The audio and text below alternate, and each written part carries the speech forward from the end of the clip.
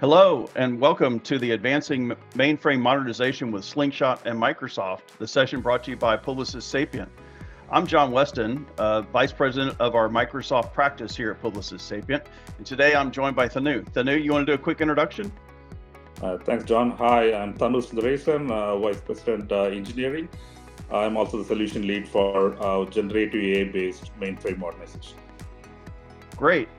Well, I appreciate everyone joining us today. What we want to talk to you about a little bit is a solution that we've got called Slingshot. One of the things Slingshot can do is help you get out of that legacy debt. How many people have old COBOL systems, mainframes out there, AS400s, or all kinds of other old legacy applications that are just holding you back from modernization? We have a very unique approach here to be able to help transform that information into cloud native solutions and get rid of that legacy debt much more efficiently in the past. And the way we do that is using Microsoft's AI. Specifically, Slingshot runs on top of Azure OpenAI to be able to help you much more efficiently transition out of the legacy debt into something more modern. What we're going to talk about today is to show you a solution where we took a US healthcare provider and that had tens of thousands of COBOL screens on a mainframe. And what we wanted to do is help them modernize that. And what we do with Slingshot is we use Slingshot to go read that old COBOL code, instead of just translating it into modern code, if you will, and you leave all the old legacy data structures and code structures just in a new syntax. We take a totally different approach. What we do is we go from code, from COBOL, to a design document.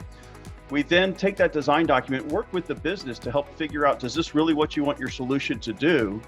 We modify that design document, then we send that design document a second time back through Slingshot on top of Azure and create code out of that. What that allows us to do is be able to get rid of all the old legacy data structures, the legacy code structure, and have truly native containerized code in the cloud once we're finished. Okay, and this allows us to do this much more efficiently using AI. We couldn't do this before AI because it obviously would take way too many man hours to be able to do it. But today it's much more efficient to be able to do that. So now let me turn it over to Thanu to show us exactly how we do this with the demo. Thank you, John. Thanks for the opportunity. John mentioned we break our process into two steps. First one is called code to specification and design, and the second one is called specification to code. Code to specification to design, or code to specification, as we shortly call it, is meant to extract the business logic from the legacy code in various formats. I'm going to demo this process to you now. I already provided the input that I need to execute this process. I'm just going to upload the file. So this is a zip file that I'm going to upload. It has one single COBOL file. You can upload a zip file with multiple COBOL files as well.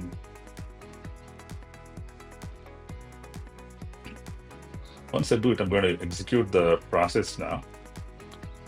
You'll see that, starting with file upload, it goes through a series of steps, eventually resulting in a creation of a behavior-driven development document, which is nothing but use stories in the Gherkin's formats, given, when, then, and format. So each of the steps are exposed as fast APIs, and behind the fast APIs, we have our agents and the prompts, which sits on top of LLMs, and the LLMs are configurable. We can pick and choose the LLM that we want. This entire process runs in Azure Kubernetes and sits on top of Azure AI Studio. Okay, let me walk you through some of the artifacts that are created. Before we go there, one thing that I do want to mention is that the various stages that you see here result in a distinct set of artifacts. The idea of the steps is to ensure that as we progress through the steps, you iteratively remove all the technical implementation detail from the code, so that the final output, which is the BD that comes out, contains only the business logic that the COBOL code represents. So the flowchart that we create is quite detailed in nature. So we start typically with an overview diagram, and then we go into each steps, each process within the COBOL code, a lot more in detail.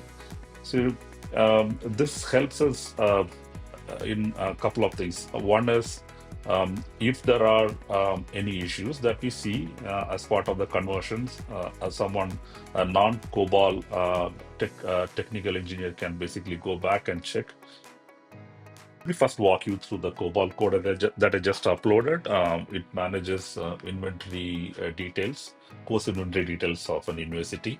So you can upload a set of courses through that to that university, and this COBOL process program, what it does is looks at the courses, runs it through a set of validations and some business rules, and provides a report which says which of the courses are approved as part of this university's curriculum for that particular term.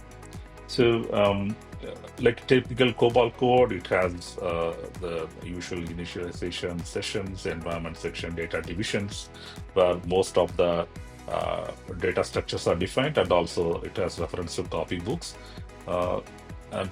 And typically around, if you look at it, this COBOL code around the line 3000 is when the actual business logic implementation starts.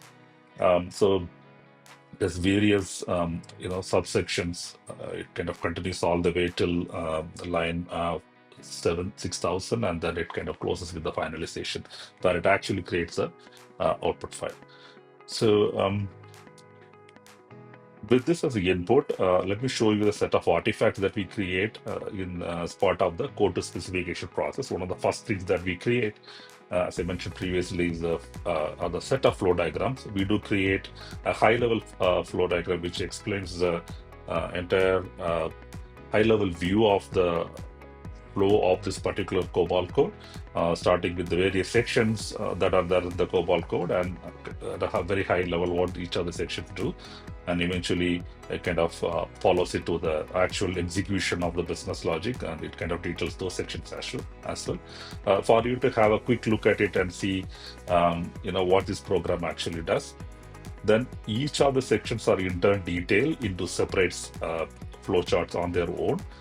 So, for example, if you look at the finalization section, it kind of details quite almost the line by line basis on what each of this, what is the execution of logic of the finalization flow looks like. Okay. Now we also create technical specifications. These are almost pseudocode-ish representation of what the COBOL code does. The flow diagram and this technical specifications are used by our non-COBOL developers to come in and have a look at it and understand the business logic if they have to. Typically, if we see any issues in the generated code, we come back and have a look at the business logic, the original business logic, to see if that there is something that is missed as part of the translation. So it's used for troubleshooting.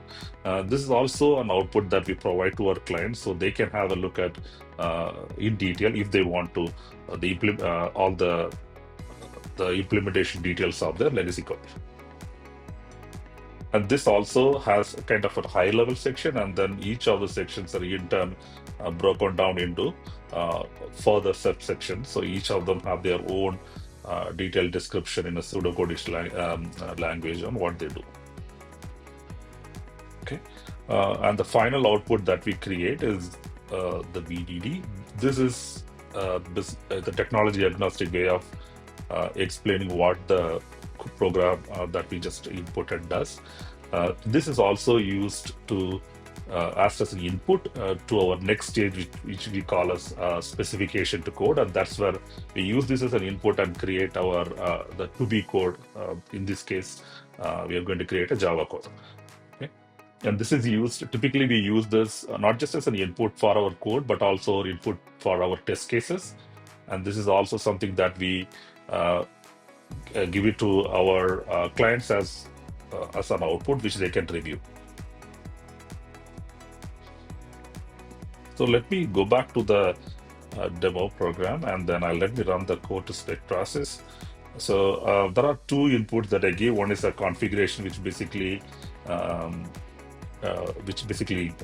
gives details on how this application should execute. There are various input parameters.